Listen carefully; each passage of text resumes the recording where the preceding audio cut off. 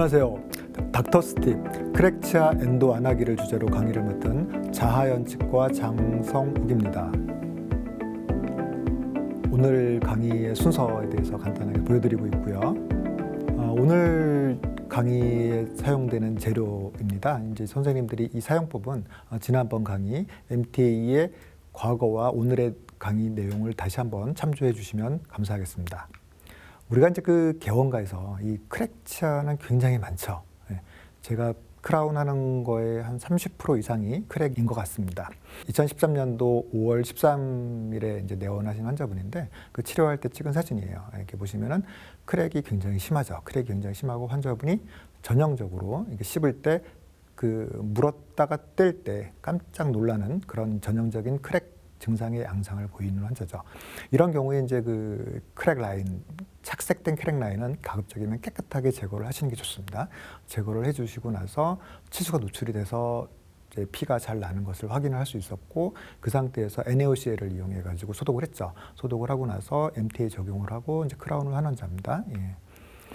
잘 쓰시고 있습니다. 지금도 잘 쓰시고 있는데 이런 그 크랙치아를 갖다가 이제 이렇게 치료하는 거는 사실은 굉장히 교과서적이고 바람직한 진료죠. 크랙치아에서 이렇게 바이탈 크라운을 권장하는 가장 큰 이유는 사실은 이제 그 우리가 치아를 근관 치료를 했을 때 환자들이 그 치아의 고유 감각이 없어지기 때문에 씹는 힘이 바이팅 포스가 점점 그 증가하는 경향이 있다라는 거죠. 선생님들이 그래서 사실은 그 크랙치아들은 환자들이 단단한 걸 좋아하고 이를 악무는 습관이 있는 환자들이 많이 생기는데 그런 치아에서 그 근관 치료를 하게 되면은 환자들은 점점 더 그 습관을 그대로 유지를 하게 되고 크라운을 씌웠다고 하더라도 나중에 또 문제가 생기는 사실 프랙처가 생기는 경우가 이제 높다라는 거죠. 요거는 이제 그 국내에서 나온 논문입니다. 국내에서 그 성모병원에서 나온 논문인데 크랙치아를 60개를 대상으로 이제 평가를 한 거예요. 과연 우리가 그 크랙치아는 바이탈 크라운을 하는 것이 좋은데 몇 개나 바이탈 크라운을 할 수 있을까라고 본 거죠. 봤더니 그 대학병원에서는 이제 한 16%, 17% 정도를 갖다가 바이탈 크라운을 할 수 있었고 그 원인으로 대학병원에 올 때까지 환자분들이 이제 개인 병원도 다니고 이제 여러 군데 다니다가 이제 치료가 너무 늦어진 거 아니냐 이제 그런 것을 갖다가 이제 그 원인으로 지목을 하고 계세요. 실제로 통계치를 보면은 전체 60개 치아에서 그 바이탈 크라운 앞에 두 개죠. 바이탈 크라운을 한 경우는 그 프로비저널 크라운을 했다가 그 퍼머넌트 크라운을 바로 가는 경우가 12%, 그다음에 이제 프로비저널 크라운을 했다가 근관 치료를 하는 경우 12.5%, 그다음에 처음서부터 이제 그 환자가 너무 늦게 온 경우, 네크로시스 돼 갖고 온 경우가 한 20% 가까이 되고, 그다음에 이제 비가역적 치수염, 그다음에 이제 그 너무 그 창고에 너무 시린 경우, 아니면은 뭐 그 크랙 하방으로 이제 2차 우식이 심한 경우 이제 이런 것들이 있습니다. 재미난 것은 사실은 여기서 그 네크로시스 된 경우는 20%뿐이 안 되는데 그럼에도 불구하고 우리가 대학병원에서 그 바이탈 크라운 할 수 있는 확률은 사실은 20%가 안 된다는 거죠. 그러니까 대부분 80% 가까이가 이제 그 바이탈한 상태로 왔는데 실제로 이제 그 바이탈 크라운 할 수 있는 확률은 굉장히 낮더라. 그럼 우리가 이제 왜 그런가를 한번 진지하게 고민을 해서 이걸 내가 임상에서 어떻게 극복을 할 수 있을 것인지에 대해서 설명을 이제 좀 할 거예요. 대학병원 통계대로 이제 그 처음에 이 크랙으로 진단이 됐을 때 환자들이 왔을 때 사실 우리가 이제 진료를 하다 보면 크랙 라인 잘 보이시나요? 이렇게 쭉 크랙 라인이 들어가 있죠. 우리가 이제 크랙 라인을 제거하고 치아가 바이탈리티 여부를 테스트를 하는 과정에서 이렇게 치수가 완전히 괴사가 돼 있는 경우, 이런 경우는 할 수 없죠. 이런 경우는 이제 뭐 바로 엔도를 가야 되는데 이런 경우에 이제 우리가 크랙치아를 근관 치료를 할 때는 가급적이면 이렇게 확대량을 최소화로 해주는 게 좋아요. 치근단 확대도 좋고 그 오리피스 레벨도 그렇고 에이피칼도 그렇고 가급적이면은 이제 그 확대량을 줄여서 그 다음에 환자분이 씹을 때 교합력에 의해서 그래도 자기 치질이 좀 많이 있으면 아무래도 좀 더 안전하지 않을까라는 생각으로 저는 이제 이렇게 치료를 하고 있고요. 이 부분에 대해서는 나중에 또 설명드릴 기회가 있을 것 같습니다. 자, 그러면 도대체 왜 환자들이 우리가 그 크랙치아에서 크라운 프랩을 했을 때 바이탈 크라운을 하는 게 원칙인데 그 바이탈 크라운을 하고 나면 왜 환자들이 시큰시큰하고 그 증상이 생길까라는 부분에 대해서 고민을 해봐야 되겠죠. 잘 생각해 보면 치수가 노출됐을 때 MTA를 이용해서 캐핑을 하고 레진을 할 경우 아니면은 뭐 인네일을 하거나 아니면 선생님들이 이제 그 수복을 했을 때 사실은 크라운을 안 하면 대부분 다 성공을 해요. 그죠? 근데 선생님들이 이렇게 우식으로 인한 경우에도 사실은 그 캐핑을 하고 나서 크라운을 하시게 되면 생각보다 환자들이 시큰시큰해요 하고 나서 실패로 가는 경우가 굉장히 많거든요. 그럼 혹시 이거랑 크랙인 경우에 우리가 바이탈 크라운을 한 거랑 동일한 거 아닐까라는 이제 의심을 하는 거죠. 그래서 그거를 제가 그림으로 그려봤습니다. 이게 이제 정상적인 치아라고 생각을 하고, 이제 우리가 크랙으로 가는 경우는 대개 50대에서부터 이제 그 빈도가 올라가는데, 환자들이 오랫동안 치아를 쓴 거예요. 한 40년 넘게 그 음식물을 갈아 먹다 보면 치아가 마모가 되죠. 치아가 마모가 되면서 그 펄프 챔버도 점점 위축이 되고, 그래서 결국은 이제 그 치아가 이런 모양이 되는 거죠. 네. 여기서 회색은 오리지널 펄프 챔버의 아나토미고요. 그 다음에 이제 그 펄프 챔버처럼 그려놓은 게 이제 그 위축된 펄프 챔버라고 생각을 하시면 될 것 같아요. 자, 이렇게 된 경우에 그 오리지널 펄프 혼과 펄프 챔버에 있던 조직이 저렇게 위축되는 과정에서 과연 그 3차 상아질이 치밀하게 그리고 리키지 프리하게, 그러니까 그 자극을 차단시킬 수 있을 만큼 확실하게 이제 석회화가 되면 제일 좋은데, 대부분은 그렇게 안 되죠. 그래서 이제 선생님들이 이 상태에서 바이탈 크라운을 한다고 해서 크랙 상관없이 바이탈 크라운을 한다고 해서 이렇게 크라운 프랩을 하게 되면 환자분은 크랙이 있든 없든 시큰할 수가 있는 거예요. 왜? 이 그 3차 상아질, 그러니까 원래 펄프혼이 있던 부위를 갖다가 우리가 노출시킨 거잖아요. 예. 노출시키고 그 위에 크라운을 했기 때문에 사실은 이 부분이죠. 이 부분, 예. 이런 부분, 이런 부분.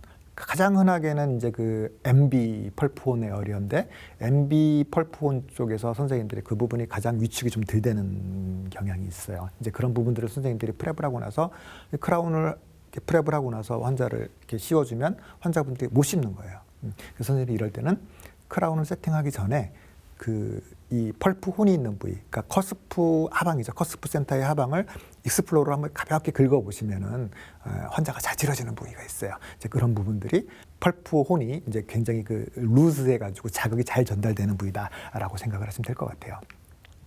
자, 그래서 선생님들이 이제 이런 경우에 그래, 그럼 내가 한번 그 장 원장이 얘기했던 대로 파샬 펄포토미를 해볼까 하고 이제 그 적용을 하시는데, 여기서 노란색이 MTA이고 그 파란색으로 표시된 부분이 코어죠. 레진 코어라든가 글래스 코어를 하시는데, 이렇게 했는데 그래도 또 실패하는 경우가 많죠. 그러면서 이제 저를 욕하시죠. 야, 그 장 원장 하라는 대로 이렇게 바이탈 크라운 했더니 여전히 MTA를 넣어도 환자는 시큰시큰하고 실패로 간다. 그래서 난 이거 안 되고 난 엔도를 할래 라고 하시는 분들이 많이 계세요. 그래서 오늘은 제가 그거를 갖다가 이제 그림으로 설명을 드릴 건데, 왜 이런 경우에 그 실패로 가는지를 보여드릴게요. 자, 지금 이 부분은 펄프 혼 부위, 그러니까 이제 그 이 석회화된 펄프 혼, 이 부위죠. 이 부위를 갖다가 확대를 한 거예요. 그러면 펄프 혼이 이렇게 올라와 있고, 여기 중간에 회색으로 된 부분이, 이 부분이 이제 그 3차 상아질이 형성된 부분이에요. 그러면 3차 상아질이 형성된 부분은 육안으로 봤을 때는 단단한 치질이죠. 그럼 선생님들이 이제 이 경우에 그 펄프혼을 제거를 한다고 해서 이렇게 다이아몬드 바를 가지고 이렇게 삭제를 하고 나서 그 크라운을 하시게 되면 요 석회화된 부분, 요 석회화된 부분은 그 자극을 차단시킬 수가 없는 거죠. 그래서 이 위에서도 그렇고 옆에서도 그렇고 이렇게 그 상하세관을 타고 내려온 부분들이 치수를 자극을 해서 환자가 시큰시큰한 거예요. 그래서 사실은 선생님들이 프랩을 하실 때 이렇게 하시면 안 되고 요거보다 조금 더 이렇게 조금 더 확대를, 이것도 약간 아쉬워요. 그래서 사실은 요거보다 조금 더 요 정도까지 확대를 해주시면 좋아요. 요 정도까지 확대라는 이유는 뭐냐면, 이렇게 보시면은 요 부위까지 상하세관의 주행 방향이 이렇게 S자 커브를 그리기 때문에 이 상하세관의 주행 방향까지 고려를 해서 가급적이면 그 3차 상하질보다 더 외측까지, 그러니까 원래 건전 치질까지 조금 더 확대를 해주시면, 그러면 자극이 차단되니까 환자분들이 시큰거릴 일이 없겠죠. 그래서 사실은 선생님들이 아까 했던 것보다 조금 더 넓게 오리지널 그 펄프 혼이 있던 부위보다 더 외측으로 건전 치질까지 조금 더 확대를 해주셔야 돼요. 사실은 이렇게까지 확대를 하고 나면 남은 치질이 생각보다 많지가 않아요. 그래서 선생님들이 괜찮아 하고 걱정을 하시는데, 이 맞은 부위에서의 치질량은 충분하죠. 맞은 부위에서 치질량은 충분하기 때문에 선생님들이 뭐 이걸 가지고 걱정하실 필요는 없습니다. 자, 그러면 실제로 이걸 갖다가 우리가 치아에서 어떻게 되는지를 갖다가 한번 볼게요. 이 환자분도 이제 크랙이 굉장히 심해서 똑같죠. 뭐 육안으로 봐도 우리가 크랙이 되게 심하다는 걸 알 수 있죠. 크랙이 굉장히 심하고 이럴 때 첫 번째는 이 크랙 라인을 먼저 깨끗하게 제거를 하는 거예요. 크랙 라인을 깨끗하게 제거를 하고 그다음에 이제 주변에 펄프 혼을 갖다가 삭제를 하는데 이 과정이 어떻게 돼야 되냐? 지금처럼 요 하얀색 치질이 나오는 하얀색 치질은 3차 상아질이고요. 3차 상아질 외측으로 2, 3mm 정도까지 더 확대를 해주셔야 돼요. 이렇게 확대를 하시고 나서 그다음에 아까 보여드렸던 그 화이트 엔도셈 MTA를 갖다 적용을 하고 그 위에 그 물을 이렇게 살짝 올린 다음에 젖은 솜으로 압박을 꾹꾹꾹꾹 해주면 바로 지혈이 되죠. 지혈이 되시고 나서 한 번 더 엔도셈 MTA를 적용을 하고 3분 기다렸다가 다듬고 이제 코어를 하신 다음에 크라운 프랩을 하시는 이제 이런 과정을 거치는 겁니다. 하나만 더 볼까요? 우리가 그 하악 6번에서 선생님들이 이렇게 하실 때 흔히 하는 실수에 대해서 제가 좀 설명을 좀 드리고 싶어가지고 펄프 혼이라는 것은 커스프마다 다 있어요. 그러면 하악 6번에서 버칼 쪽, 요 부위죠.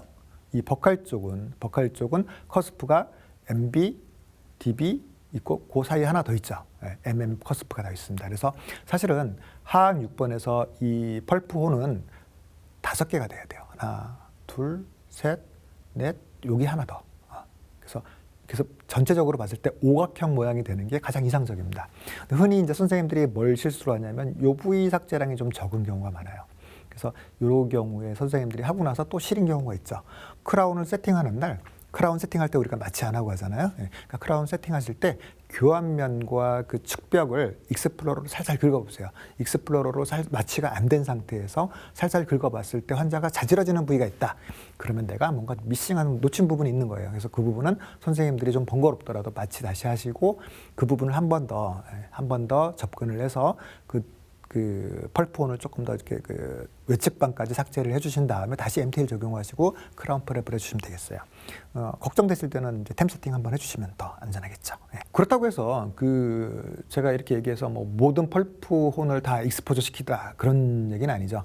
그러니까 이 그림처럼 이렇게 그 펄프혼이 있고 그 위에가 치밀하게 잘 석회화가 돼 있는 걸로 엑스레이에서도 보이고 실제로 이렇게 제거를 할 때도 뭐 이 정도면 괜찮겠다 싶을 때 이런 경우까지 선생님들이 굳이 펄프혼을 찾으려고 막 깎을 필요가 없습니다. 석회가 잘 돼 있으니까 이럴 때는 그냥 과감하게 하셔도 돼요. 대신에 크라운 세팅하기 전에 한 번 더 익스플로러로 교환면과 측벽을 살살 긁어가지고 예민한 부위가 없는지 예민한 부위가 있을 때는 그 부분은 좀 불안한 거예요. 그래서 선생님들이 한 번 더 접근을 해서 MTA를 이용해서 그 상하자관을 밀폐시켜주는 과정이 필요하겠죠. 자, 환자 정리를 볼게요. 2009년도 11월 달에 상악 16번이 이제 우식이 있어가지고 와서 이제 크라운을 했던 환자인데 이제 이렇게 그 중년의 남자들이죠. 중년의 남자가 그 하악 우각부가 이렇게 그 잘 발달한 경우에는 교합력이 굉장히 세요. 특히나 이제 그 젊으신 분들은 잘 모르겠지만 이 나이가 들수록 점점 더 많은 스트레스와 어떤 정신적인 압박 때문에 일을 할 때 좀 더 이를 악물고 열심히 일을 하려고 하다 보면 크랙이 막 생기죠. 그래서 이 환자분이 2014년도에 양쪽이 시큰시큰해 갖고 오셨어요.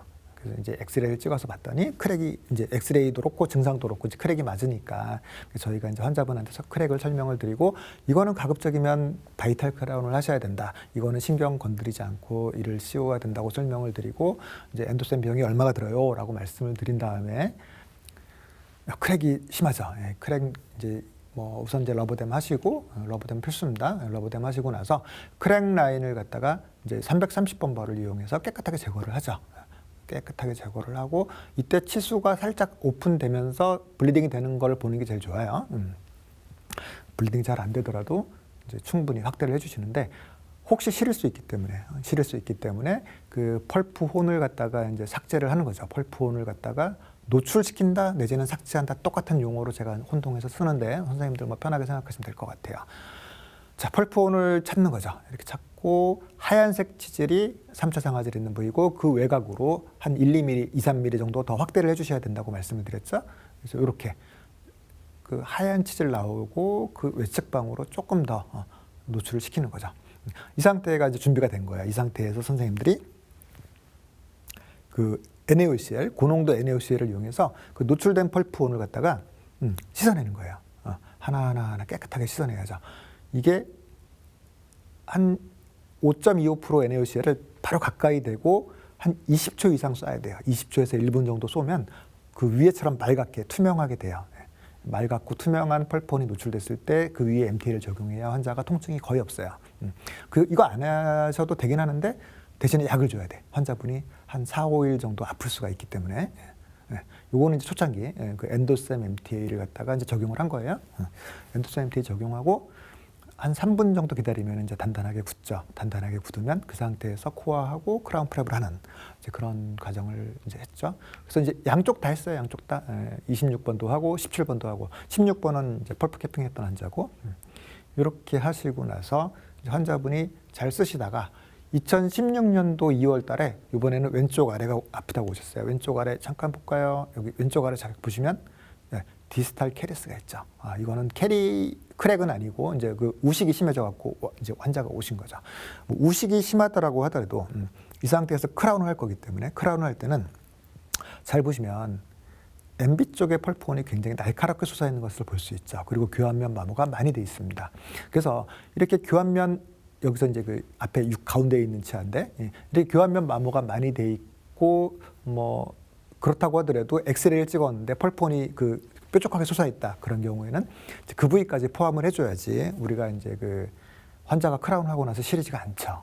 그래서 이제 MTA를 적용하기 전에 NaOCl로 소독한 모습인데 잘 보시면은 그 우식을 먼저 깨끗하게 제거를 했고요. 우식을 깨끗하게 제거를 했고 펄프혼이 이렇게 하나, 둘, 셋, MB, DB랑 그 MM 여기 오각형으로 하나, 둘, 셋, 넷, 다섯 이렇게까지 확대가 돼야 돼요. 그리고 그 하얀 치질이 나오고 그 외측방으로 한 2mm 정도까지 더 확대가 되면 이 상태에서 MT를 적용하고 크라운 프랩을 하시게 되면 환자분이 이제 그 시큰시큰하는 게 없어지는 이제 그런 상황이 되는 거죠. 결국은 제가 말씀드리고 싶은 건 뭐냐면 크랙이든 우식이든 간에 바이탈 크라운을 하실 때 선생님들이 교환면 마모가 많이 돼 있는 환자들은 펄프혼을 찾아줘야 된다는 거예요. 그래서 펄프혼을 그 MTA로 블락을 해서 자극이 들어가지 않게 즉 바이탈 크라운을 했을 때 환자가 시리지 않게 해줘야지 선생님들이 이제 크라운을 씌워줘도 환자들이 이제 시큰시큰하다 뭐 아니면 뭐 뜨거운 거에 아파 이런 말을 안 하는 거죠. 환자분이 이제 이게 2017년도에 정기 검사를 하러 왔을 때예요. 잘 유지되고 있죠. 근데 이 환자분이 2019년도에 다시 와요. 2019년도에 24번이 프랙처가 되었고 이제 외국에 가신 거죠. 외국에 가셔갖고 국내에 못 오시고 치료를 못 받고 결국은 이제 발치를 하고 임플란트를 하고 이제 다시 가셨죠. 2019년도 왔을 때 이제 다른 부위 저희가 이제 엑스레이 한번 찍어봤어요. 근데 뭐 사실 엑스레이 찍어보나 안 보나 똑같은데 다 깨끗하죠. 이 크랙 치아들을 이렇게 바이탈 크라운을 하게 되면 예후가 저는 사실 뭐 이게 10년 넘은 치료를 케이스들을 계속 모으고 있는데 크랙 치아에서 바이탈 크라운은 예후가 정말 좋아요. 그리고 환자분들이 시술을 하고 나서 크라운을 하고 나서 한 2, 3년 있다가 선생님 또 시큰시큰해요 하고 오시는 경우가 있어요. 깜짝 놀라가지고 뭐 딱딱하고 싶다가 이제 그쯤 되면 한 2, 3년쯤 되면 잊어버리거든요. 제가 계속 이건 환자분이 너무 일을 단단한 거를 갖다 많이 좋아하시고 아니면 뭐 일을 할 때 너무 일을 악물어요 이제 그런 말씀을 드리는데 그런 걸 처음엔 한 열심히 이제 내가 조심해야지 하고 하다가 또 나중에 까먹는데 크라운을 해줬어도 환자분들이 또 이렇게 일을 막 쓰다 보면은 시큰시큰할 수 있다. 그럼 오면 그냥 놀라지 마시고 얘기하면 돼요. 요즘 좀 힘드셨나 봐요. 너무 일을 많이 쓰셨어요. 당분간은 딱딱한 음식 피하시고 일할 때 계속 일을 안 물 것 같으면 혀를 가볍게 물고 있으라는 얘기를 해주거든요. 이제 그렇게 하시면 선생님들이 얘기를 해주고 환자를 보내면 스케일링 한번 해주고 스케일링 꼭 해줘야죠. 그리고 보내면 환자분들이 아주 편안하게 다시 다음에 왔을 때 깨끗한 걸 볼 수가 있죠. 좋죠? 환자분 엔도를 하나도 안 했어요. 안타깝게 진짜 이 앞에 치아 24번을 발치를 하고 임플란트를 한 게 정말 아쉽긴 하지만 뭐 이제 어쨌거나 환자분들은 이런 경험을 토대로 더 내 치아를 소중하게 여기고 어떻게 하든 간에 이제 잘 쓸 수 있는 이제 그런 계기가 되지 않나 그런 생각을 하고 있습니다. 자, 고려사항. 우리가 크랙이 진단이 됐어도 이게 하지 말아야 될 때가 있거든요. 이제 첫 번째가 뭐냐면은 프렘량이 많아질 것 같은 치아들이 있어요. 그러니까 이제 치은이 좀 퇴축된 경우가 대부분이겠죠. 치은이 좀 퇴축된 경우에 프랩을 하다 보면은 그 서비칼 쪽을 좀 이렇게 예쁘게 하기 위해서 이렇게 막 내리다 보면 이를 너무 많이 깎아야 되는 경우가 있는데 그러면 이제 나중에 그 교환면 쪽에 우리가 MTA를 가지고 이 부분 치수 절단술을 했다고 하더라도 환자가 측벽으로 너무 실해요. 예. 그래서 이제 그런 경우에는 선생님들이 가급적이면 파샬펄포토미보다는 다음 단계, 뭐 엔도라든가 토미 같은 걸 적용하시는 게 좋겠고요. 그다음에 이제 그 페리오가 안 좋은 환자들, 페리오가 안 좋거나 아니면 치경부가 안 좋거나 루트캐리스가 있거나 뭐 인전면 우식이 있거나 이렇게 해서 그 교환면 쪽에 크랙을 우리가 치료를 해줘도 그 치근 쪽에서 너무 환자가 싫어할 수 있는 경우가 있잖아요. 이제 그럴 때 선생님들이 이런 파샬펄포토미를 접근하는 건 아니죠. 그럴 때는 그냥 엔도를 하시거나 다음 단계를 적용을 하셔야 되고, 그다음에 이제 진단이 잘 안 될 때가 있어요. 진단이 잘 안 될 때는 선생님들 걱정하지 마세요. 그냥 보내세요. 환자분한테 잘 설명드리고 크랙인 것 같은데 이게 진단이 확실해진 다음에 해도 늦지 않는다. 대신에 나한테 우리 병원에 와서 그 환자분이 불편한 걸 제가 정확히 찾을 수 있을 때, 왜냐하면 이게 치아가 애매해요. 내가 진단을 16번이라고 했는데 17번인 경우도 있고, 그다음에 뭐 16번이라고 진단을 했는데 46번인 경우도 있고, 이제 이렇게 그 진단이 애매할 수가 있어요. 그럴 때는 하지 마시고 환자분한테 잘 설명드리고 한 번 더 시큰하시면 그때 오시죠라고 얘기를 하고 보내셔야 돼요. 네, 그런 게 좋고, 마지막으로 이제 그 신경 죽여주세요 하고 오시는 분들 계시죠. 네, 그런 분들은 신경을 살리는 거에 대한 필요성도 못 느끼고 원하시는 대로 해드리면 되겠습니다. 예. 자, 비저공증의 첫 번째를 말씀을 드리는 건데, 우리가 프렘량이 과도하게 되면 그 사실은 상하세관이 이제 어디가 넓은가를 보는데, 상하세관이 이 교환면 쪽이 제일 크다고 생각을 하지만 사실은 요 외사면, 요 부분과 요 부분이 상하세관이 굉장히 넓은 거예요. 그래서 선생님들이 그래서 이제 이렇게 그 인전면 프랩, 그러니까 그 버칼이나 링구알이나 디스탈이나 뭐 미지알이나 다 똑같은데 이 인전면 삭제량이 너무 많다 싶을 때는 파샬펄포토미로 접근하시는 건 안 좋다. 아니면 환자분한테 설명을 해야 돼. 당신은 이런 상황이기 때문에 한동안 적어도 8개월에서 1년 정도는 뜨거운 거나 찬 거 먹을 때 일시적으로 일시적인 중요한 거 이게 링거링 페인이 돼갖고 1분 이상 가면은 다음 단계로 가야 되는 거고, 그게 아니고 일시적으로 찬 거나 뜨거운 거에 예민할 수 있어요 라고 얘기를 해주셔야 돼요. 좀 애매할 때는 그냥 다음 단계 하시면 되세요. 저 같은 경우는 이럴 때 이제 토미를 많이 접근하는 것 같아요. 이런 경우에서는. 네. 자, 이런 그 크랙치아에 대해서 이것도 마찬가지로 국내 논문이죠. 이 한국 사람들이 크랙치아가 진짜 많아요. 예. 선생님들이 사실은 요거 잘 신경을 써두시는 게 좋고, 이 크랙치아에서 이렇게 그 엔도를 했을 때나 아니면 이런 바이탈 펄프 크라운을 했을 때나 이럴 때 정말 중요한 부분, 그게 논문에 적혀 있었고 제가 소개를 해드리는 건데 뭐냐면 프로빙 뎁스예요. 그러니까 항상 우리가 진단이 됐고 마취를 했잖아요. 마취를 하고 그 치료를 들어가기 전에 먼저 이제 그 페리오를 깨끗하게 하죠. 페리오를 깨끗하게 하면서 프로빙을 해주셔야 돼요. 이거 청구도 꼭 하셔야 되죠. 청구 꼭 하시고 프로빙을 하는데, 프로빙이 특정 부위에서 특히 크랙 라인이 있는 데서 약간 세다는 느낌으로 프로빙을 하시는데, 그때 프로빙의 뎁스가 6mm가 넘어간다. 6mm가 넘어가면 이거 예후가 안 좋아요. 이제 그럴 때는 여기 성공률이 74% 확 떨어지죠. 그래서 이럴 때는 선생님들이 한 번 더 환자분한테 예후에 대해서 설명을 드리고 동의서 사인을 받으셔야 돼요. 크랙 라인 6mm가 안 들어간다, 6mm가 안 넘어간다. 대부분 다 성공해요. 뭐 엔도를 하든 파샬펄포토미를 하든 다 성공을 하죠. 선생님들이 원하시면 엔도를 하시는 것도 좋은 방법이죠. 이런 환자가 왔어요. 이런 환자가 이제 이거 프로빙의 중요성에 대해서 잠깐 설명을 좀 드릴 건데.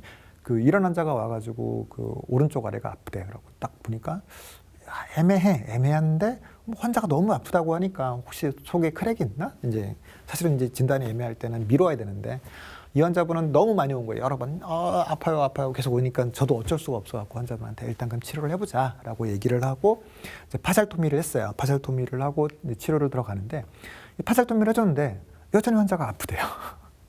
난감하죠. 예. 파샬토미하고 템포럴 크라운까지 했는데 여전히 환자가 아프다고 하니까 토미를 했어요. 자, 우리 좀 전 사진과 다시 한번 비교해 볼까? 이 사진하고 토미를 했는데 또 환자분의 증상이 똑같아요. 점점 더 난감해지죠. 엔도를 해야지 할 수 없지. 엔도를 했는데 또 똑같아요. 증상이 없어지지가 않아요. 근데 이제는 뭔가 좀 그림이 다르죠. 다시 한번 볼까요? 자, 이게 파샬펄포토미 했을 때고, 이게 토미를 했을 때고, 이게 엔도를 했을 때. 엔도한 것만 보지 마시고 그 옆에 여기 뭔가 검은 선이 보이죠. 이게 이제 크랙인 거예요. 이 크랙이 어떻게 돼 있냐? 이때까지만 저는 확신이 안 들었어요. 내가 뭘 잘못했을까? 내가 소독을 덜 했나? 내가 근관장을 잘못 쟀나? 이런 생각도 할 수 있지만 사실은 그게 아니죠. 증상이 똑같다는 얘기는 내가 진단을 잘못했다는 거죠. 자, 다음번에 왔을 때 우리가 엑스레이를 찍었어요. 크랙이 이렇게 되어 있는 거죠. 네, 이렇게 루트가 이렇게 교환면 문제가 아니라 루트가 이렇게 깨져 있었던 거예요. 이걸 갖다가 이제 우리가 진단이 애매한 경우에 하다 보니까 환자분이 계속 열심히 치료를 받고 봤는데 환자도 얼마나 많은 그 귀한 시간을 내고 오는데 그럼에도 불구하고 저는 이제 해결이 안 됐던 거죠. 그래서 결국은 이제 임플란트로 넘어가는 선생님들께서 이제 사실 이런 문제는 진단이 잘 안 돼요. 그래서 프로빙도 열심히 해보셔야 되고 프로빙 하는 거랑 아울러서 정말 중요한 건데 동의서를 꼭 받으셔야 돼요. 어떻게 해야 된다? 최악의 경우에 빼고 임플란트 할 수 있다라고 설명을 하고 그 부분에 대해서 밑줄 쫙 긋고 환자분한테 사인까지 꼭 받으셔야 돼요. 제일 중요한 게 동의서랍니다. 그래서 사실은 우리가 이제 예측하지 못한 문제가 항상 있을 수 있기 때문에 이런 부분에 선생님들이 유념을 해주시고 크랙치아에서 가급적이면 치수 조직을 살려서 엔도를 하시는 게 크라운을 하시는 게 선생님들한테 좋지 않나라는 뜻으로 환자한테도 좋고 선생님들도 좋고 이제 그런 뜻으로 이제 오늘 제가 좀 소개를 드렸습니다. 긴 강의 경청해 주셔서 감사합니다.